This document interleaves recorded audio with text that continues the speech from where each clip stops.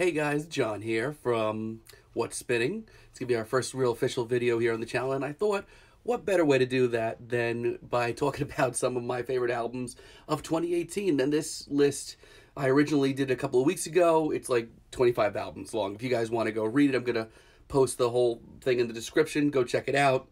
There's a whole lot more depth in it there. Plus, you're gonna find like my top singles, top EPs, everything like that. But for now, I want to switch just over to top 10. Keep it short and sweet for you guys. Just let you know what I'm all about. Let's chat. Okay, so for number 10 on the list, it's Julia Holter, Aviary. Very experimental pop album, Baroque pop, indie pop elements thrown in there. You never know what you're going to get with Julia. I mean, this is her first album in a few years since we heard her on Have You in My Wilderness, which was this very elegant, very sweet, very dreamy pop album that I really loved a lot. Like, this was a really great album, and I'm always curious about, like, where Julie's going to go next. But with this new album, this is so far from where she was a couple of years ago. This is very experimental. This is a kaleidoscopic album. I mean, just look at the length of this thing. It's an hour and a half long. That's like, this is her longest project to date by far. But she's kept the very quaint and very pretty songwriting from her last effort, but brought in a lot of the instrumentals that you've heard for years from like Loud City Song and her more ambient and experimental stuff. It's a very mind-blowing pop album with some great songwriting and great production too. Go check it out if you haven't yet. Okay, up next, the punk album that I listened to the most in 2018. Like this album, like I started off with the year loving, and like even though like this was a great year for punk between stuff from Idols and Fucked Up and some other bands too, this Shame album, Songs of Praise, just keeps coming back to me, and I continue to really love it. I mean, we're in sort of like this like post-punk renaissance right now. Like, there's a lot of great stuff, especially coming out of like England and stuff like that. But this Shame album is so tight. It is like sort of cleanly produced, and it's like very like, the value for this is like super high, but it's still got like a great edge to it. They sound like they're just like, they sound like a tea kettle that's been on the stove for like way too long, and they're just ready to explode. And there's a lot of really great like old school like 80s post-punk elements thrown in there as well, as long as just like these great new ideas in punk that just shows them like throttling towards the future. The songs are catchy. There's great tracks like Concrete and Friction and like Tasteless. There's so many great stuff on here, and it's a super short album too, so if you haven't yet, it's like really catchy but energetic and aggressive too. Shame, Songs of Praise.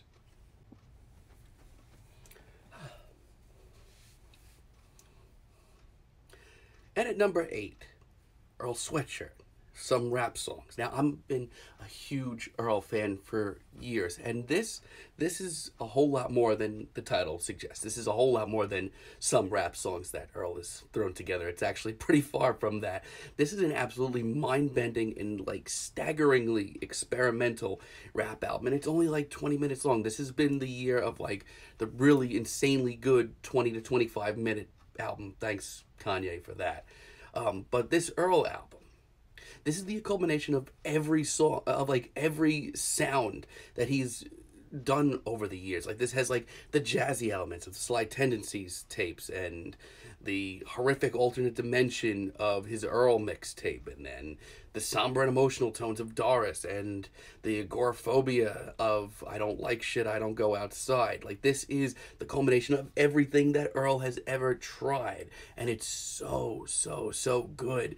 And like, people say that this is like this generation's Mad Villainy or Donuts, and I wouldn't go as far as like saying that, but this is like like there are certainly elements of that in here.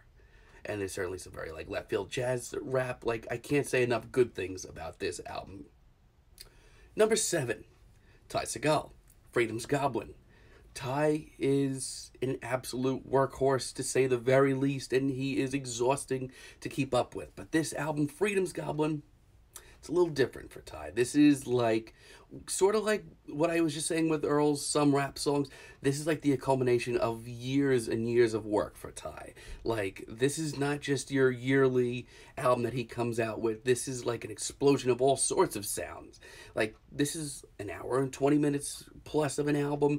Ty touches down between punk, garage rock, the blues, some disco, some experimental rock. There is all sorts of different sounds on here. It all comes together in this very colorful sort of like variety show of garage rock madness, and it's so good. And yes, it's a little on the long side, especially for Ty, who releases albums yearly that are under half an hour long, or like half an hour to 40 minutes long. This is an hour and 20 minutes. This is far from, you know, your yearly Ty Segall album, like I already said. But if you're a Ty fan, this is definitely an album that you're going to want to hear, and it's just so exciting to hear.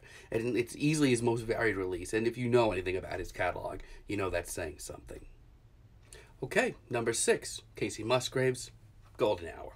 Now, I know about as much as country from about here to as far as that wall is over there. I know almost nothing about country, and I'm very picky when it comes to country. But this new Casey Musgraves album, you know, it's actually really, you know, it's hit me pretty hard. Like, and for the last few years, I've already known that she was easily the best thing in country. I've enjoyed pageant material quite a bit in the last couple of years. But this new album, Golden Hour, is easily Casey's best written and most introspective and mature album to date. You know, she doesn't come off as, you know, a young teenager anymore. She comes off like a woman who is just coming into her own and experiencing all of these things for the first time, and it's actually pretty beautiful and incredibly entertaining.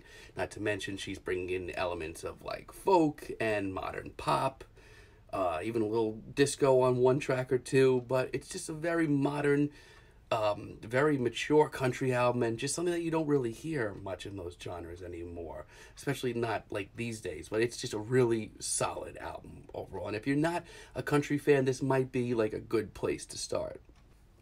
Okay, number 5. We're in the top 5 now.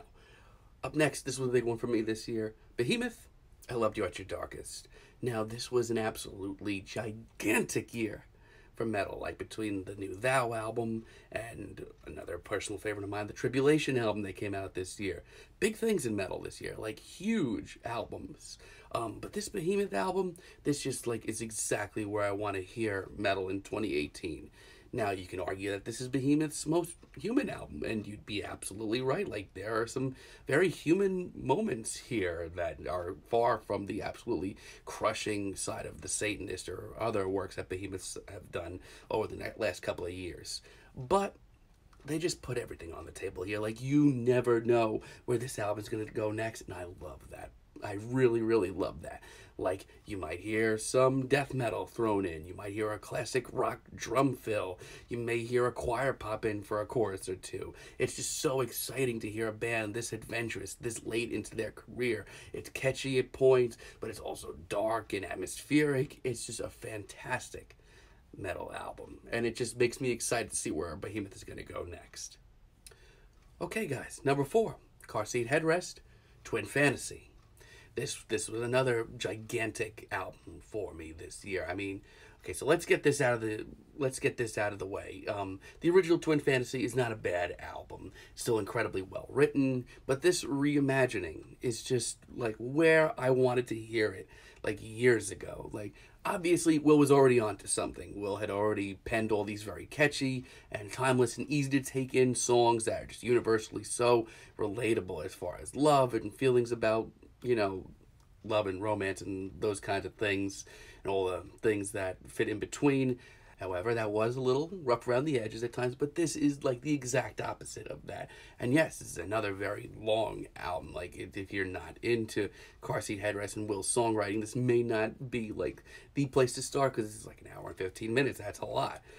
But these are just a collection of truly timeless tracks. And Will has such a knack for songwriting. I mean, he will go from writing this heart-wrenching ballad 1 minute and like to the point where like you want to reach out and check up on him and make sure he's okay, to like 2 minutes later have him like drop some like well-placed cynicism or like a hilarious observation, and it'll be like genuinely like a really hilarious moment. Like there is so much great stuff on here, and also there's some pretty great new ground for car seat headrest too. Like they're branching out at times into like some dance punk and stuff like that. So no, this isn't like as universally relatable as like say Teens of Denial was a few years ago, but still, Will Toledo and Car Seat Headrest have this knack for writing these very catchy, instantaneous tunes, and he's just penned these incredibly relatable love songs that you can take in and understand with whoever you're in a relationship with. At number 3, Ice Age, Beyondless. This is an album that I feel like is like a must listen for post-punk fans. Now, a couple of years ago, with their Plowing Into the Fields of Love album, I thought these guys had peaked. I thought that Elias was like one of the most diabolical and most fearsome frontmen that I'd seen in a really long time. Like I'd seen them live around this time, and I was so captivated by their performance. But this new album, Beyondless, this new album is just next level. This is so beyond what they've been doing in the past. This is their most instantaneous, and they're working with their catchiest material to date by far. Like some of these instrumentals that they're working with are really great. Some of them are like veering off into like more artsy territory, are like fantastic. There are still the same nods to like old school post-punk and gothic rock, and you're gonna always get that with Ice Age, but it's never been this succinct. Like this is them at their most crisp and straightforward, and still at their most adventurous, and it's freaking exciting. Not to mention Elias's performances on here are at their most diabolical ever, and I love it. Okay, number 2. This is an album that honestly kind of surprised me just because I've had like an issue with this band for years. The new Parquet album, Wide Awake. This is an album that like I really never think like I'm gonna love a Parquet Courts album, because I used to be super into these guys like when they first came out. I thought Light Up Gold was so exciting, but after that I just kind of like lost interest with what they were doing. I'd seen them live a few times during that time. They were a little underwhelming for me. But this new album, man, oh man, this is where I want to hear them like 100%. This album has like endless character and like a genuine quirk at times, but also while bringing in like these like really fantastic and like very much needed like socio-political themes and some really poetic lyrics, and not to mention like it has their, of course, old school blend of like very sleek indie rock and their wild punk, but also bringing in like elements of funk at times, like country ballads. You never really know what you're gonna hear from Parquet Courts, but this is a very exciting and genuinely colorful and fun rock album, and probably as far as like a straight up rock album goes, the album that I've listened to the most this year. It's really exciting. And at number 1, another album that you may not agree with as album of the year, but for me, this was one of the most indescribable albums I've heard in a very, very, very long time. And another album that I really wasn't too sure to think about. And that would be Beach House's 7. This is an album that I really, really, really like. From like the first time I heard that it was coming out, I was like, oh geez, this is not going to be pretty. I really want it to be good. Just because over the last few years, I've been reminded just how much Beach House has changed over the years. And like, I thought Depression Cherry was average at best, and I thought that Thank You Lucky Stars was completely unlistenable. I thought that Beach House was like running out of ideas. I thought their very hazy and dreamy style was just getting a little too safe, and I always had that feeling in my heart that, oh my God, they're going to add more and more and more instrumentals and come back with a new sound, and it's going to be just trash. Spoiler alert, they do come back with a much more live sound on this album, but it is magical. Like, they bring in more guitars and drums and some very new sounding synths for them, and the result is so mysterious and beautiful, but it like has completely rejuvenized their sound. Like, they sound more determined than ever. Like, they sound like they're writing these pop anthems that they never thought that they could do. It really just reminds me of just how great the band were when they were at their peak with albums like Bloom and Teen Dream and stuff like that. And it's just a fantastic album, and like has led to literally like the most indescribable music experience that I've had all year. It is amazing. So that's my top 10 of 2018. I'm going to put the complete list that I did down in the description. You can check it out. Top singles, top EPs, whole bunch of other lists there as well. Let me know in the comments what your top 10 of 2018 was and what you think of this list, whether you agree with it, whether you disagree with it, and why. Until next time, I'm John from What's Spinning. See you guys soon.